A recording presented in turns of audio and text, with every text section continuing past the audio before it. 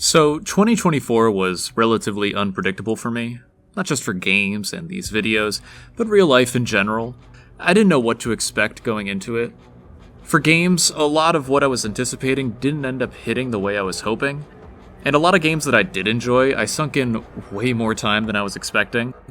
Which, while the latter at least was good, a lot of this unpredictability meant that I missed out on some of the surprises of this year. Just because I had to pick and choose my time wisely. Balatro, Shadow of the Erdtree, UFO 50, all games I hope to check out soon, just couldn't fit them into this year. Still, while not as insanely stacked as some previous years, there was still a ton to enjoy, and plenty that I'm excited to talk about. In terms of re-releases, the Riven remake was super stellar as a longtime fan of the franchise. Thanks for 100,000 views on the full Myst saga, by the way. And seeing my favorite game in the series remade was very satisfying. Also, the Castlevania Dominus collection was a great re-release to round out my personal Castlevania collection. And it also means I don't have to take out a loan to afford Portrait of Ruin. Just lose some pride as a collector. I got some honorable mentions here as well. I definitely enjoyed Valve's Deadlock way more than I thought I was going to. Enough to be able to put it on this list for sure. I had so much fun playing this one online with friends this year, and it says a lot that a MOBA actually got me this invested. However, I feel like I'd be bending my own rules to put a game on here that, by Valve's own insistence, isn't out yet. In a similar vein as a fun multiplayer shooter, we've also been enjoying our fair share of Marvel Rivals, but it's still kind of a recent endeavor. And while fun, I'm not as convinced on its staying power. Also, Prince of Persia: The Lost Crown. If you asked me halfway through the year if this would be on the list, it would have been an obvious yes. An all-around strong Metroidvania, which I had an awesome time with. Unfortunately though, my highlights for 2024 did not become want for Metroidvanias, and when making my cuts, I prioritized innovation and creativity. Meaning the Lost Crown got a knockdown for being, while great, a bit standard in its game design. Still, if you're looking for a satisfying Metroidvania, definitely recommend it. And I'm glad there's finally a studio within Ubisoft that's shown some promise recently. Anyway, let's get into my favorite games of the year and see just what 2024 had to offer.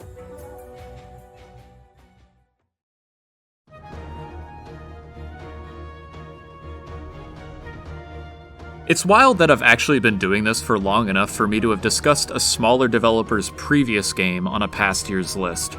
But, here we are. As a Vanillaware fan, I instantly took notice when their next big project was revealed to be a massive tactical RPG, Unicorn Overlord. I like Fire Emblem, I like FF Tactics, and I love Vanillaware, so sounds great. And my excitement was sufficiently rewarded. What we got was an ambitious, sprawling RPG that you could tell had the love, care, and polish put into it from a talented development team. The hallmarks of Vanillaware presentation is all there. Gorgeous artwork and backgrounds, and a fantastic score to boot, one of my favorites of the year. The combat is where the game becomes something special though. I loved aspects like the RTS elements, as well as squadron creations utilizing multiple units.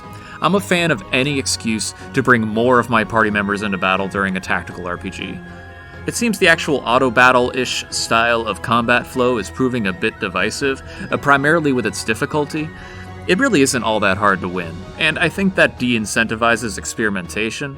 This style of action point resources and ability triggers is made for finding new creative ways to break the other team. And without a formidable enough challenge, you end up creating better builds less in order to win, and more so to win faster.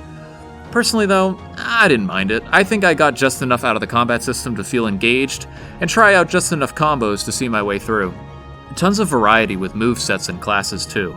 They really went all out with experimental mechanics, and I respect the hell out of it. While I think the narrative as a whole is nothing too special, it does have several cool moments, plus an extremely fleshed out world, locales, and characters.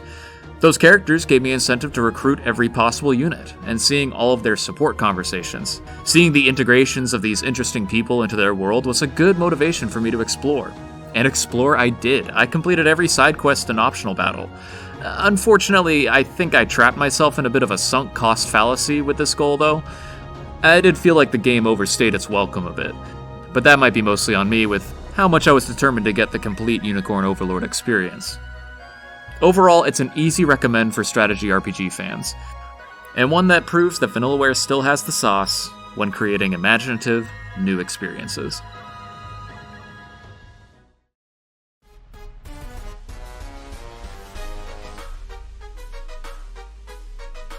One genre trend that has been only growing in popularity and has genuinely won me over are Souls-likes. I think that a ton of the Souls-like DNA has slowly clicked with me over the years, and it made me extra willing to give the latest endeavor from Aggro Crab a chance. I had a great time with Going Under, though for me it was primarily carried by Aggro Crab's artistic presentation and fantastic writing. So now that they are working in a genre I can actually be excited for, let's give it an earnest shot. And I'm super glad I did.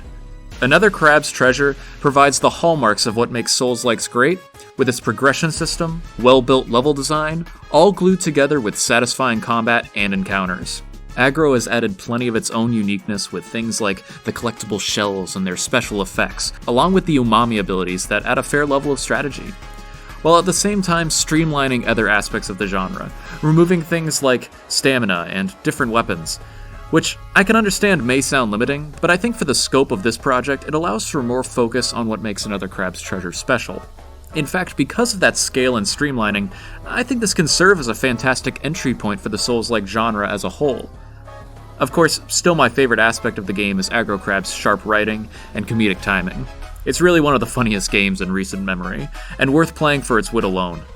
I wish the studio the best. They've already carved out a nice space for themselves in the indie scene, and I'm looking forward to their next project.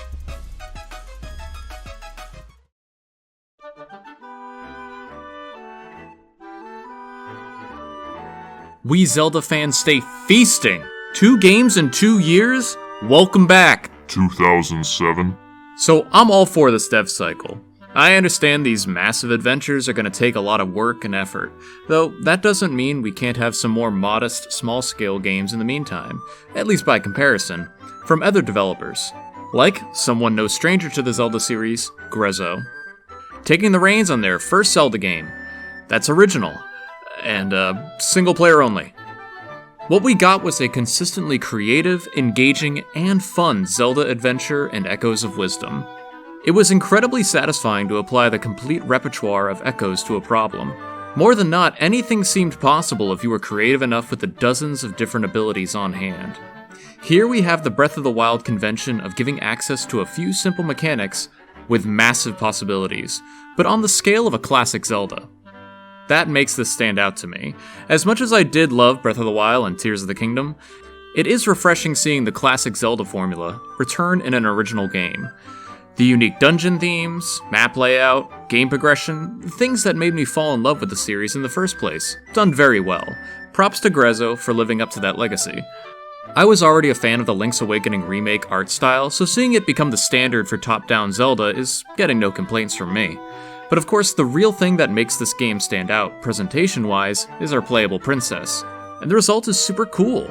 It's worked into the narrative well. Having Zelda meet all the people of Hyrule is a neat take on the series tradition, and how they work characters like Link into the story is really fun.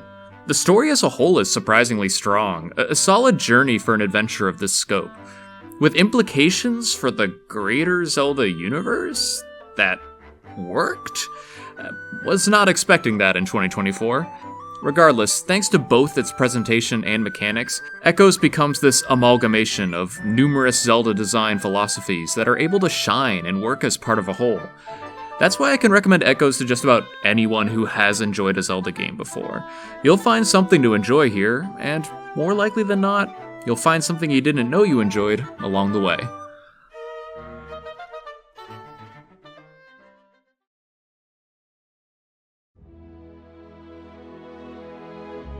Final Fantasy VII Rebirth is a game that seemed to be really compensating, at least content-wise, from the first act. While some were critical of Remake's narrow focus on Midgar, that concern was never going to be the case for the sequel, featuring the open-world-ish type of exploration of this world that fans wanted, along with dozens of specific locales. Everything about this game structure feels like Remake cranked up to 11. They spent most of Remake's dev time getting the engine, battle system, and foundation all ready, so they could spend the next 4 years just creating a massive amount of content in that now-built world. Overall, everything that I love from Remake is on display in Rebirth in a longer, more fleshed-out campaign.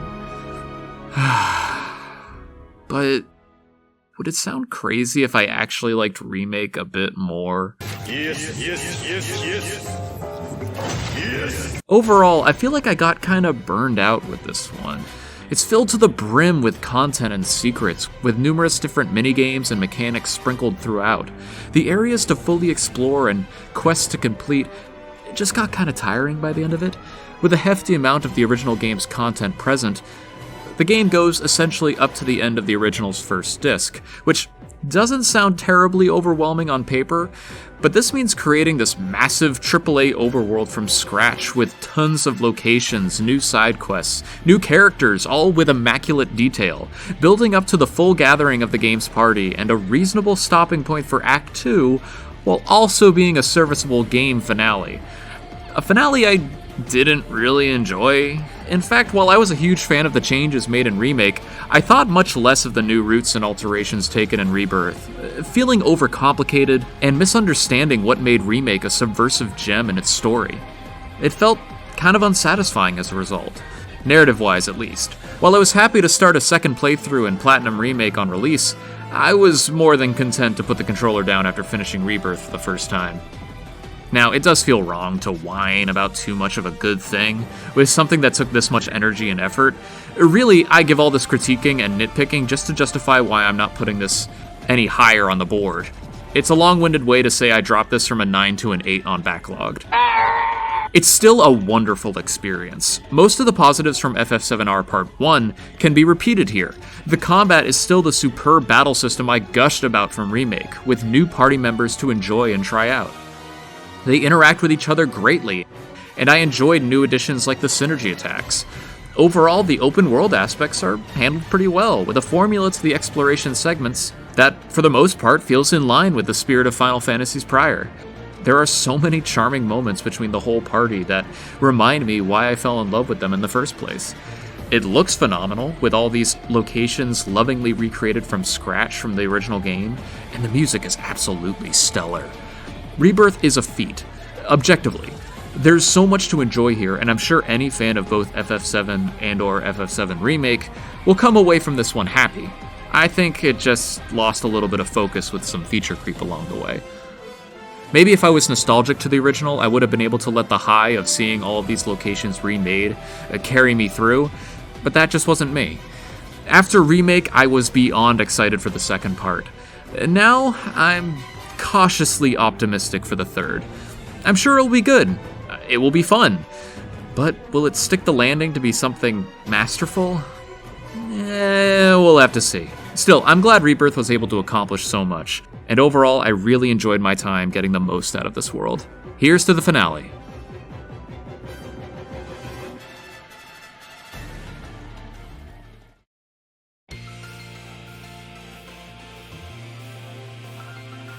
Speaking of already talking about a smaller developer's next project, man, I'm still working on that series, holy sh...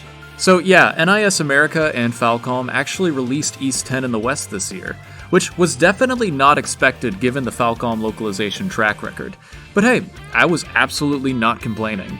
The first entry in a new gameplay style for the series, with the old skill-based party style having been used since East 7 15 years ago.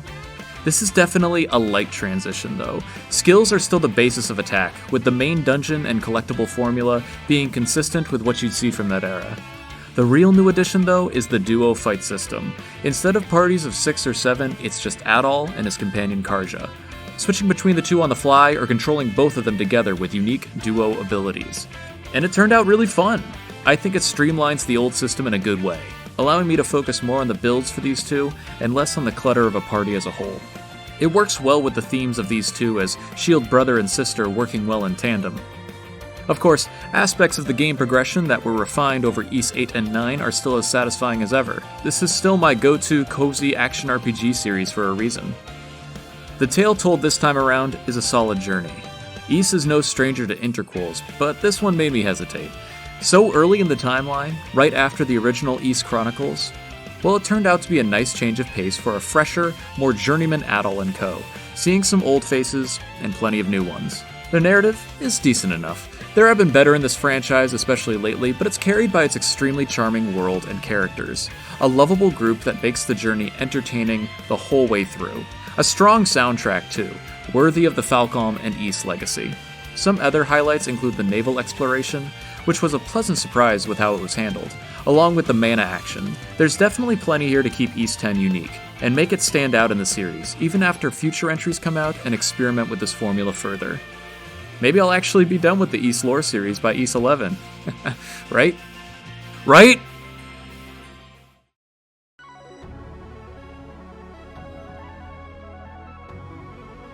As someone who did get their fair share of enjoyment from the initial Rivals of Aether, I was always going to be excited for the follow-up. Rivals is still the only platform fighter outside of Smash to really capture that excitement for me.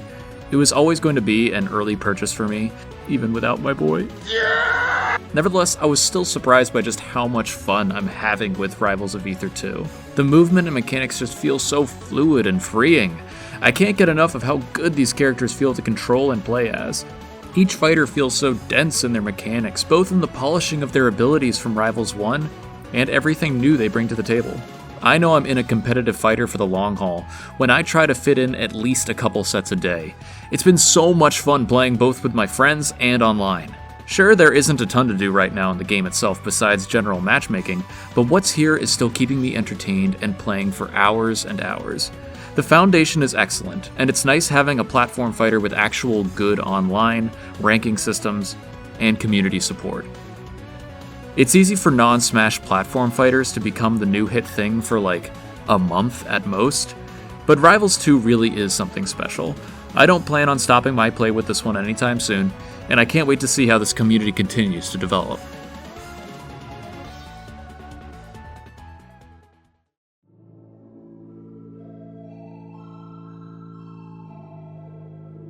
Shared Memory and Big Mode's Animal Well might be the most impressed I was by a game this year.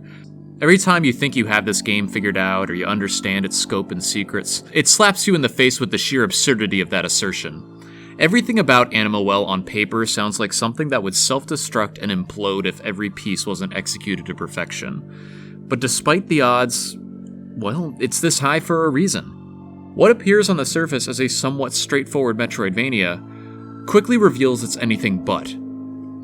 There's no combat or attacking in this action platformer. Instead, every room is filled with secrets and puzzles, using some of the most creative items and abilities I've seen in a game like this. Easily the densest of the year. There are so many hidden elements crammed into the less than 40 megabytes of a game. Literally layers of game structure hidden under the initial surface. How much it had me floored with its interconnected world and inventive puzzles. It really does just come together and work wonders with its meticulous design. It's honestly kind of hard to talk about Animal Well, even with how much I enjoyed my time with it. What you see is definitely not what you get when you dive into the well, and I just don't want to spoil what there is to uncover, or give any clues regarding its world. This is a Metroidvania with some of the most innovative elements I've seen, while still being infinitely greater than the sum of its parts. Give it a shot, and let the dive down the rabbit hole begin.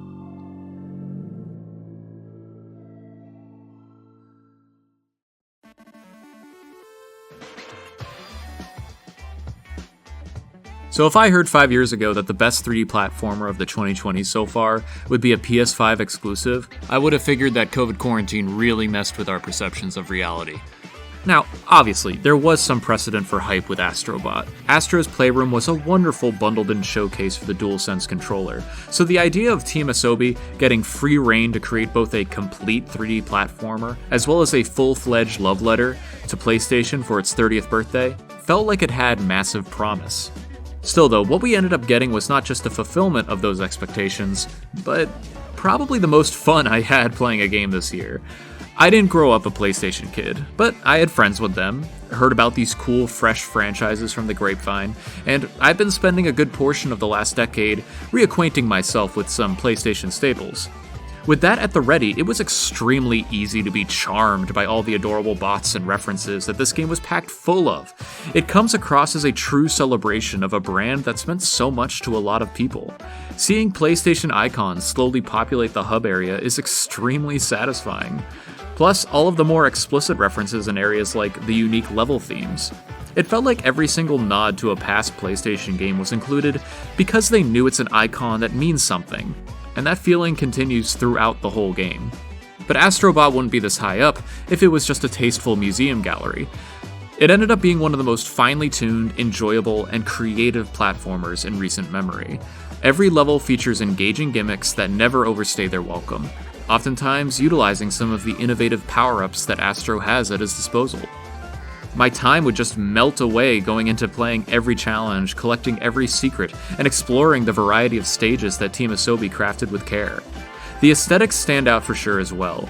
In a game that prides itself on its collection of various identities from other properties, it's especially impressive that the underlying Astro IP still manages to feel unique, charming, and above all, omnipresent throughout.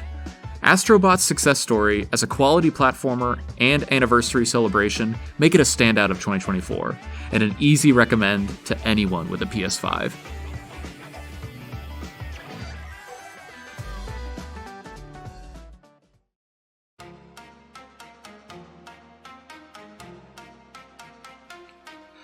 I really didn't expect to love Nine Souls as much as I did.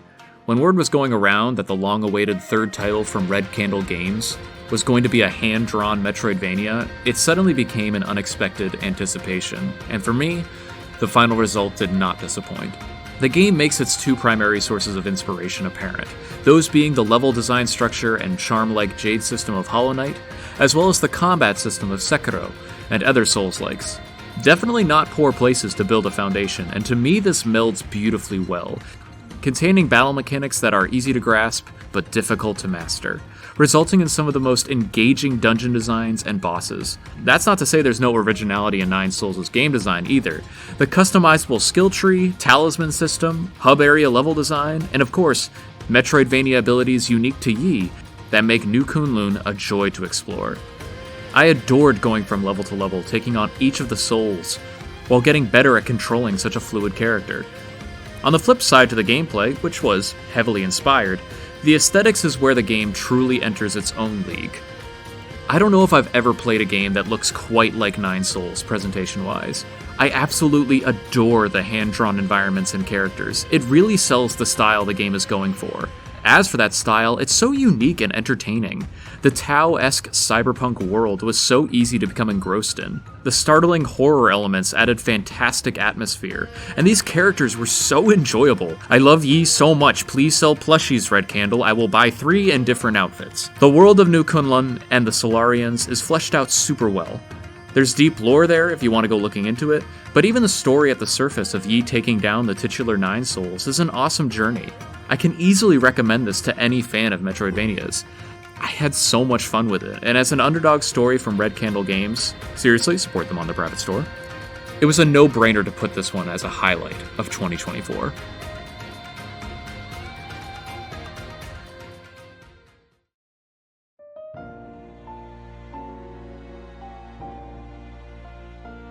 Man, I love when I don't expect my game of the year. Where I knew this game was coming soon, it was going to be good, but I didn't think it was going to be necessarily for me. Keep it on my radar, sure, but I'm probably not going to play it unless it really turns out to be something truly special. And, well, what can I say? I'm so glad I dove in and gave it a shot, because the time I spent with Metaphor ReFantasio was unforgettable. I hold in high regard any game that can finally win me over on a formula that I've tried for a while to get into. With this, it's extremely apparent. I have always been interested in Persona and the greater Shin Megami Tensei series as a whole, but there have been a lot of barriers for me personally. My preference against turn-based RPGs aside, that's not really why. I can get invested in a game regardless of that, and Persona, SMT, and Metaphor always made it accessible with easy-to-parse weaknesses, engaging UI, etc. What was always hard for me was feeling overwhelmed in other aspects, like collecting an ever-cycling party of demons and the calendar schedule system. And that's on me, I get why things like that are popular, it's just always been sources of anxiety for me. With all that in mind, it does feel like Studio Zero seemed to tap me on the shoulder and say, hey, we know that you want to get a little more invested in our work, so how about we create a new franchise that streamlines a lot of traditional Persona mechanics, uses a fantasy setting, while keeping the same quality of presentation that the series is known for. I love everything Metaphor did to try and attract this new audience, while still maintaining the Persona influence. Streamlining personas for the archetype system was super satisfying, keeping a more narrow-sized party made everything more manageable, and the calendar felt deliberately designed to be guiding but not stressful. Plus aspects like using attacks out of standard combat to stun and land an opening hit really scratched the itch in my action RPG brain. Everything that caused me stress from the parent series was gone. I understand that some of those elements can be what brought them into the SMT series to begin with, but for me, this is awesome. It's so much fun while still keeping plenty of party customization and experimentation. The perfect blend of old and new. And not to mention, as a newcomer to these games, I was able to experience some of the idiosyncrasies. This game's version of social links, and managing the protagonist's key attributes, and the flashy, creative-as-hell UI. It was a joy to play. The in-game days would just go by, and I would lose time to dungeon crawling, or building up relations and virtues with the people of this engrossing world. The narrative containing those people is likely my favorite of the year, creating a thematic journey through this world fractured by its own social divides. A quest to unite this fantasy world that strives to have the equality that, to them, feels like a fantasy. All the while meeting my favorite cast of characters of any game of the year. So many of the party members, antagonists, and followers are engaging and superbly acted. The intermingling of this world's inhabitants made it incredibly satisfying to navigate and explore the whole way through.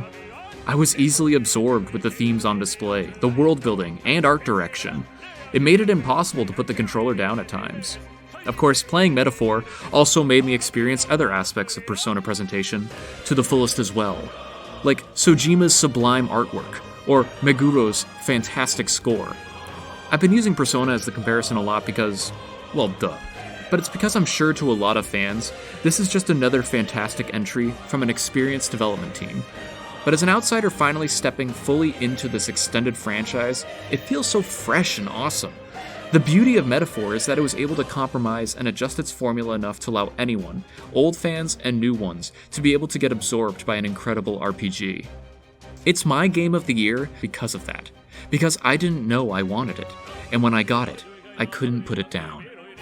A game that opened up new possibilities to me, while still being exceptional in its own right. Persona will continue and evolve, and so will SMT, furthering what makes those games great. But Metaphor, I needed this one. I needed to play an RPG like it this year, and I'm so happy I was able to.